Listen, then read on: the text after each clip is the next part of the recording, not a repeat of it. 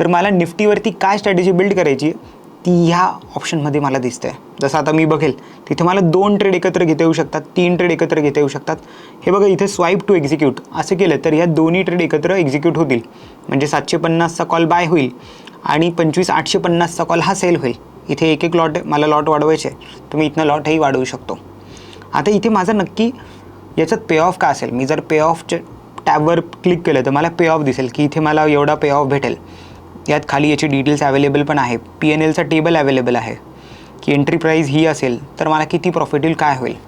आता आपण एक काम करूया, सेन्सेक्सची एक्सपायरी बघू जी आता 2 दिवसानंतर आहे. आणि मला सेन्सेक्सवरती जर असं वाटत असेल की एक स्ट्रॅटेजी बनवायची आहे तर इथे 83,500चा कॉल बाय आहे आणि 83,700चा कॉल सेल आहे. याचा जर मी पे ऑफ चार्ट बघेल, आता सेन्सेक्स आहे 83,450ला जेव्हा मी हे बघतो. तिथे बघा पे ऑफमध्ये मला दिसतं की साधारण काही एक लॉस आहे मला आणि एक प्रॉफिटही दिसतं या स्ट्रॅटेजीमध्ये. तर जेव्हा मी याला खाली येऊन डिटेल्समध्ये चेक करेल की मला किती प्रॉफिट आणि काय दिसतं तर मला इथे दाखवेल की आत्ता त्याच्यात एवढा प्रॉफिट आहे.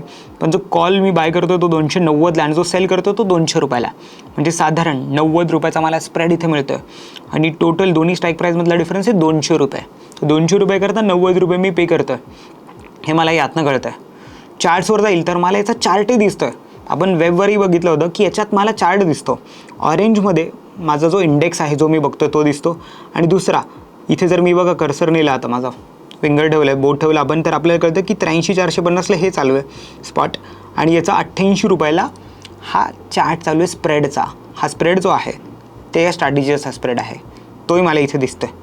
मल्टी स्ट्राईक ओवाय जर तुम्ही इथे बघितलं तर सगळ्या मल्टिपल स्ट्राईक प्राईस म्हणजे या दोन्ही ऑप्शनचा इथे ओपन इंटरेस्टही आला आहे आपल्याकरता.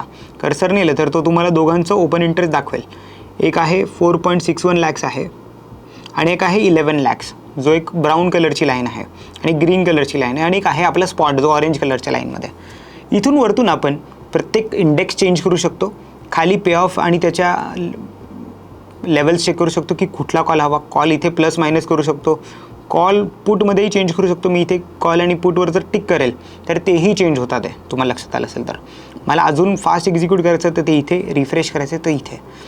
मार्केट प्राईस असायला हवी तर मी इथे टिक करेल आणि मला मार्केट रेट कॉल आणि पुटला दोघांना भेटू शकतो, जी काय मी स्ट्रॅटेजी बनवतो आहे. Investments in the securities market are subject to market risk. Read all the related documents carefully before investing.